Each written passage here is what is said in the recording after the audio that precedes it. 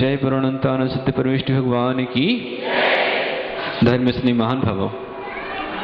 आज उत्तम तप भावना का दिन है। उत्तम तप 10 लक्षण में एक लक्षण। पूजन आप करते हैं, बहुत सुंदर लाइन उसमें आती है। क्या आती है? तप चाहे सुर राय, कर्म शिखर को वज्र है, द्वादश विधि सुखदा, क्यों न करे निज शक्ति सम। कितनी सुंदर लाइन है। तप चाहे सुर राय। सुरों के जो राजा हैं, देवेंद्र हैं, इंद्र हैं, वह भी तप चाहते हैं। कब चाहते हैं मालूम है? आप लोगों ने पंचकल्याणक देखा है? पंचकल्याणक देखे नहीं देखे भाई? है ना, एक बार नहीं अनेक बार देखे।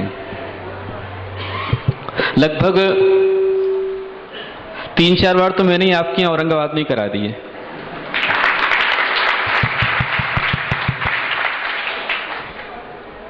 इस पंचकल्याणक में आपने देखा होगा कि जब भगवान को वैराग्य होता है, भगवान पालकी में विराजमान होते हैं, उस समय एक विवाद होता है। देवराज इंद्र अपने देवों के साथ सरल सहज पालकी उठाने चल पड़ते हैं। उस समय मनुष्य कहते हैं नहीं, पालकी हम उठाएंगे, और देव कहते हैं नहीं, पालकी हम उठाएंगे। दोनों के बीच में एक द्वंद्व होता है। निर्णय किसको बनाते हैं? मंच पे बैठे मुनिराज को कि अब निर्णय ये करेंगे। उस समय सौधर में इंद्र अपनी ओर से अपनी पूरी भूमिका रखता है कि भगवान आप सब जानते हैं कि मैंने तीर्थंकर भगवान का गर्भ कल्याणक बनाया। गर्भ कल्याणक मनाया मतलब गर्भ में आने के 6 महीने पहले से रत्नों की वृष्टियां शुरू कर दी, नगर की रचना भी करी। गर्भ कल्याणक के बाद फिर 9 महीने रत्नों की वृष्टि करी। मैंने जन्म कल्याणक मनाया, और जन्म कल्याणक से लेकर जब तक भगवान संसार में रहे, हर दिन भगवान के लिए वस्त्र, आभूषण, भोजन, पानी सब कुछ भेजता रहा। इसलिए मैंने लगातार निरंतर सेवा की, इसलिए मुझको पालकी उठाने का अवसर मिलना चाहिए। उस समय वहां मुनिराज बतलाते हैं, जिनवाणी बतलाती है कि सब कुछ इंद्र ने किया, लेकिन तीर्थंकर भगवान ने सब कुछ छोड़ दिया। और भगवान अब क्या कर रहे हैं? तप को ग्रहण करने जा रहे हैं। इसलिए जो उनके समान तप कर सकता है, उनके पद चिन्हों पर प्रत्यक्ष रूप में चल सकता है, उसको ही पालकी उठाने का अवसर मिलता है। उस समय वह देवराज इंद्र कहता है कि मेरा स्वर्ग का सारा वैभव ले लो, लेकिन कुछ समय के लिए ही मुझे ये मनुष्य पर्याय दे दो कि मैं तप धारण कर सकूं और मैं पालकी उठा सकूं। तप चाहे सुर राय, कर्म शिखर को वज्र है। ये कर्म रूपी शिखर को तोड़ने के लिए वज्र के समान है। क्या है? तप। 12 विधि सुखदाय, 12 प्रकार का बताया हुआ है। क्यों न करे निष्ठकत, अपनी शक्ति के अनुसार क्यों नहीं करे, जैसे आप लोग कर रहे हैं। तप के महत्व को जानिए। एक बार सम्राट अकबर के दरबार में आत्मा की चर्चा चल रही थी। आत्मा, सम्राट अकबर के दरबार में, और सब तरह के दार्शनिक बैठे हुए थे। आत्मा ऐसा होता है, आत्मा यूं होता है, आत्मा त्यों होता है, सब चर्चाएं हुई। अंत में एक ने कहा कि आत्मा किसी ने प्रत्यक्ष देखी है? अकबर ने अंत में पूछा कि किसी ने आत्मा प्रत्यक्ष देखी है? और आत्मा परमात्मा कैसे बनती है? मुझे बना के दिखाओ। सारे विद्वान एकदम हताश कि भाई आत्मा प्रत्यक्ष कैसे दिखाई जाए। जब कोई उत्तर नहीं दे पाया तो आखिरी में किसका नाम आता है? आखिरी में बीरबल। अकबर ने कहा बीरबल आत्मा मुझे दिखाओ।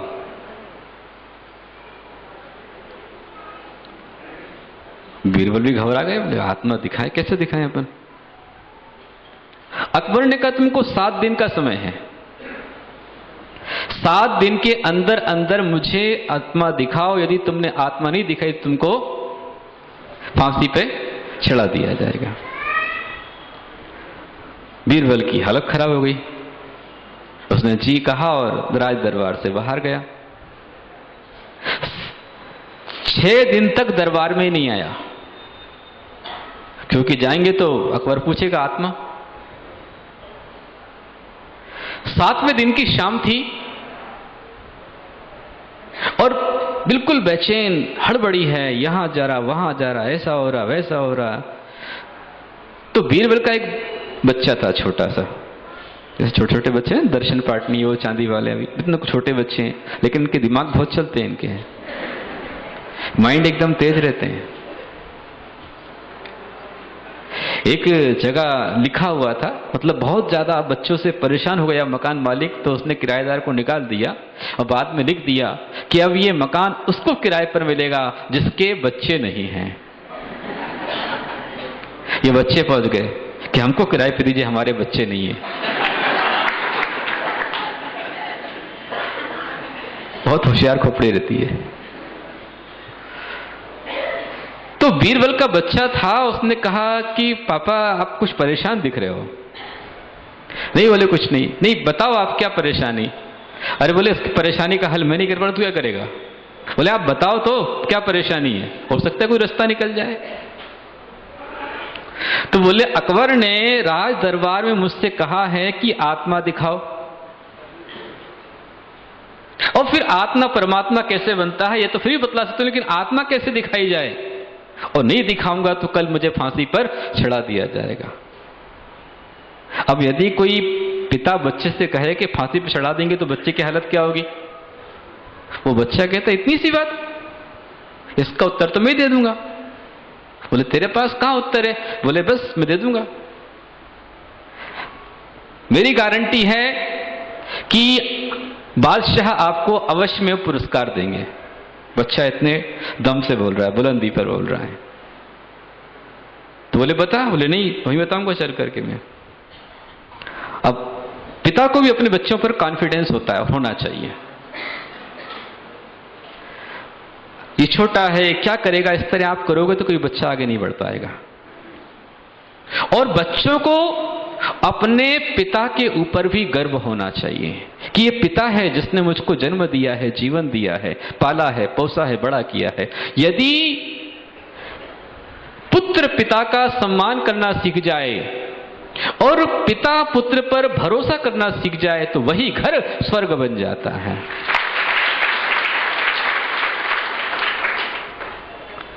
बीरबल ने कहा चल भाई चलते हैं। प्रातःकाल हुई, पूरी सभा लगी है कि आज तो बीरबल को पक्के में फांसी होने वाली है। जो दरबारी थे वो मजे ले रहे थे कि अब तो क्या हो सकता है, और सारी भीड़, सारी जनता, सब कुछ पहुंच गई। बच्चा पिताजी के साथ गया, बीरबल के साथ में गया, और बादशाह ने कहा कि उत्तर लायो।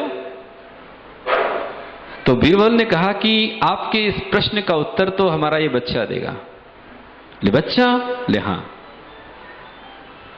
तो बच्चे ने कहा कि ठीक है। बादशाह ने कहा चलो उत्तर दो, आत्मा दिखाओ। तो बच्चे ने कहा कि बादशाह अकबर, मैं आपके दरबार में पहली बार आया हूं, आप सीधे प्रश्न कर रहे हैं। तो बादशाह को झेप लगी, भाई बात तो सही है कि पहली बार आया है। तो बोले पहली बार मैं आपके पर आया हूं तो कुछ भेंट आप मुझको देंगे या नहीं देंगे? बोले बोल क्या भेंट चाहिए तेरे को, क्या भेंट चाहिए? अपने पिताजी के प्राण? नहीं। उसने कहा कि मैं बच्चा हूं, बच्चे को आप क्या भेंट दे सकते हैं, बच्चे को क्या देंगे? बोले तू ही बता दे मेरे बाप। उसने कहा मुझे दूध चाहिए। क्या चाहिए? दूध। बादशाह ने दूध मंगा दिया, दूध आ गया। बच्चे ने कहा कि राजन, मेरे पिताजी कहते हैं कि दूध में घी होता है। बोले हाँ सही बात है, दूध में घी होता है। बोले लाओ निकाल के दिखाओ। बादशाह से बच्चे ने कहा कि लाइए दूध में से घी निकाल के दिखलाइए। तो बादशाह ने कहा कि घी दूध के कण कण में व्याप्त है, लाओ निकाल के दिखाओ। बादशाह ने कहा अरे बेटा, तुमको इतना पता नहीं है कि दूध गर्म करेंगे, फिर इसकी मलाई निकलेगी, फिर इसको और तपाएंगे, तब घी निकलेगा। बच्चे ने कहा कि बादशाह, जैसे दूध के कण कण में घी व्याप्त है, ऐसे शरीर के हर स्थान पर आत्मा व्याप्त है।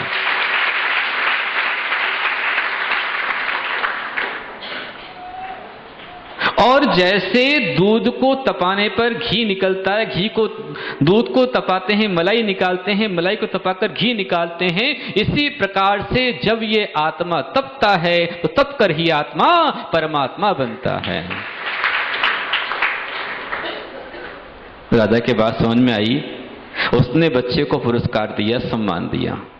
हमारे माताजी, राष्ट्रीय माताजी अम्मू जी, उन्होंने बहुत सुंदर पूजा लिखी है और उसमें लिखा है, तप ही तारणे तरण, ले लो इसकी शरण, तप ही न्यारा, हर प्राणी का ये ही सहारा। तप ही तारणे तरण, ले दो इसकी शरण, तप ही न्यारा, सब प्राणी का ये ही सहारा। तप को धारे ऋषि, कर्म काटे यति, तप के द्वारा, ऐसे गुरुओं को वंदन हमारा। ऐसे गुरुओं को वंदन हमारा। तन की ममता को जिसने हटाया, तप से कर्मों को उसने नशाया। तन की ममता को जिसने हटाया, तप से कर्मों को उसने नशाया। समता धारी बने, ज्ञान धारी बने, तप के द्वारा, ऐसे गुरुओं को वंदन हमारा। ऐसे गुरुओं को वंदन हमारा। तप ही तारण तरण, ले लो इसकी शरण, तप ही न्यारा, सब प्राणी का ये ही सहारा। संसार में सबको तपना पड़ता है। मैंने उत्तम तप भावना के दिन भी कहा था कि तपस्या हरि को करनी पड़ती है, लेकिन तप क्या है, किसे कहते हैं तप? तो कहा है इच्छा निरोध तपः, इच्छाओं का निरोध करना तप है। आपके मन में जो इच्छाएं हैं, उन इच्छाओं पर कंट्रोल करना, वो सबसे बड़ा काम है। ये इसको तप कहा है। वही तो नहीं होता है कि नहीं? एक पंडित जी पाठशाला ले रहे थे और पाठशाला में आलू का विषय आया। बहुत अच्छा उन्होंने बताया। उनकी प्रेरणा पाकर के सब बच्चों ने आलू का त्याग कर दिया। पंडित जी ने कहा कि बच्चों आलू त्याग करो, बच्चों ने आज त्याग कर दिया।